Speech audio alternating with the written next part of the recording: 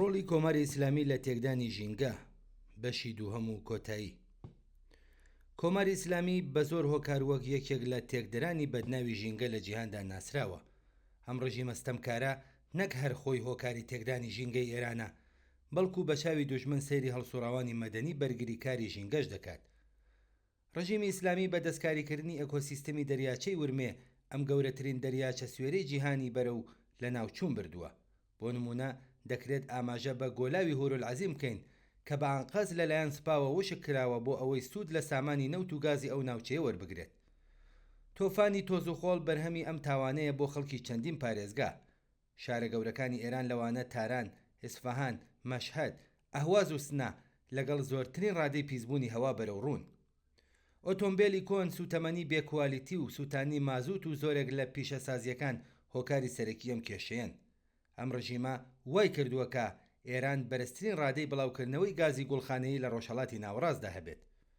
حکوومەتی ئیسلامی و سوپای پاسدارانەکەی بە دروستکردنی بەنداوی ناپێویست، مەیدان پێدان بە خراپ بەکارهێنانی زۆری ئاوی ژێرزەوی و سەرزەوی لە بەشی کشت و کاڵدا بە بیانووی گەیشتن بە خۆشبژێوی، وشکردنی ڕووبار، گۆلا و کارێزەکان بوونەتە هۆکاری کەمبوونی ئاو و پەرەسەندنی وشکە ساڵی.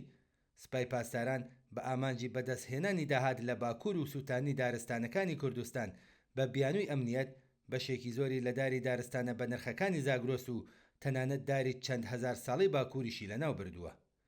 لەناوبردنی فرەچەشتنی ژینگەیی، پیسبوونی هەوا و خاک و ئاو لە زمرەی تاوانە ژینگەیەکانی دیکەی ڕژیمن. هەڵسوکەوتی کارەساتباری کۆماری ئیسلامی لەگەڵ ژینگە و هەروەها زەوتکردنی مافی پێکهێنانی ڕێکخراوە بووەتە هۆی ئەوەی کە زۆر گروپی ناڕازی خۆیان وەک چالاکوانی ژینگە ڕێک بخەن.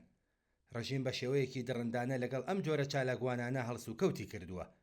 ئەندامانی سپا دکتۆر کەیکاووس سەید ئیمامیان لەژێر ئەشکەنجەدا کۆشت چونکە لەگەڵ تیمەکەی لە ناوچەی چالاکیە گومان لێکراوەکان هەندێک ڕۆکیان دۆزی بووەوە کە ئەگەری بوونی چالاکی ناوەکی لە ناوچەکەدا نیشان دەدا. بەکرێگیراوانی ئیتلاعات بەهۆی ترس لەو جۆرە چالاکیانە و گرنگتر لەوەش خۆڕێخستنی ناڕازیانی خەباتکار بەکردەوە هەر چالاکیەکی بەرگری لە ژینگە بە تاوان دەزانن. ئەم حاڵەتەی دوایی لە چالاکیەکانی ئیتلاعاتی سپا و ئیدارەی ئیتلاعاتدا لە کوردستان باشکرا بینراوە. لە کوردستان دوو هێز، یەکیان لە بواری لەناوبردن و ئەوی تریان لە بواری بەرگری لە ژینگەدا بەرامبەر بە یەکتر وەستاون. ڕژیمی ئیسلامی لایەنێکی شەڕی ژینگە لە کوردستانە. ئەم ڕژیمە لە سەرەتای هاتنە سەرکاریەوە بە ئاگاییەوە و بە پێی پلان لە هەوڵی تێکدانی ژینگەی کوردستاندا بووە.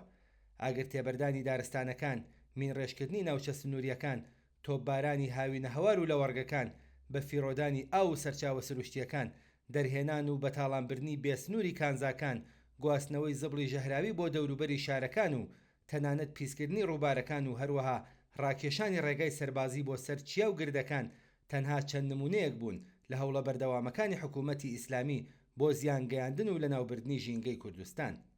لە بەرەی بەرامبەری ڕژیمی ئیسلامیدا بزوتنەوەیەکی بەهێز و ڕوو لە پەرەسەندنی بەرگری لە ژینگەی کوردستان بوونی هەیە. پێکهاتنی دەیان کۆڕ و کۆمەڵ و ڕێکخراوی بەرگری لە ژینگە دەژایەتی لەگەڵ ڕاوکردن و بەرگری لە مافی ئاژەڵان، بەڕێوەبردنی خولی فێرکاری بۆ پێویستی بەرگری لە ژینگە، چاندنی دار و ڕێگریکردن لە ناوبردنی دارستانەکان، کوژانەوەی ئاگری دارستانەکان بەدەستی بەتاڵ و بە کەمترین ئیمکاناتی ممکن بۆتە چالاکیەکی جێکەوتوو ڕۆژانە لە کوردستان. کەسانێکی فیداکار و گیان لەسەردەستی وەک شەریفی باجوەر و هاوڕێیانی لە زمرەی پارێزەرانی ئەم فەرهەنگە بوون لە کۆمەلگەی کوردستاندا. پرسی بەرگری لە ژینگە لە کوردستان لە پەیوەندیەکی پتە و بەردەوامدایە لەگەڵ بوارەکانی دیکەی خەبات لە دژی حکوومەتی ئیسلامی.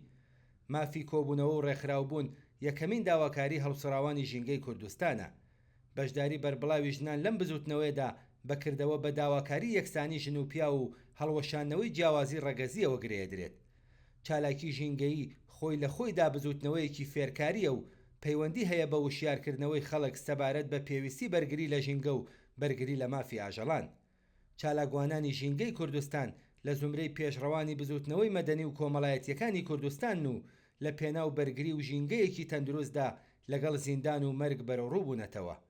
کوردستان شوێنی تێکۆشانی هەزاران چالاکوانی پڕجۆش و ماندووی نەناسی بەرگری لە ژینگەیە کە لە دژوارترین هەلومەرجدا پێداگری لەسەر پرەنسیبە مرۆیی و جیهانیەکان دەکەن. هەزاران چالاکوانی ژن و پیاوی بەرگریکاری ژینگەی کوردستان بە شەو و ڕۆژ لە پێناو پێشگیری لە پیسبوونی زیاتری ژینگەدا هەوڵەدەن و لە هەمان کاتدا لە هەر کارە ساتێکی سروشتی یان بە ئانقەستی وەک بۆ مەلەرزە ئاگرکەوتنەوەی دارستانەکان لافاو پیسبوونی ڕووبار و گۆلاوەکان لە زمرەی یەکەم کەسانێکن کە بە کەمترین ئیمکانات بە مەبەستی ڕزگارکردن و یارمەتیدانی مرۆڤ و گیاندارانی دیکە خۆیان دەگەیەنە شوێنی ڕووداوەکە.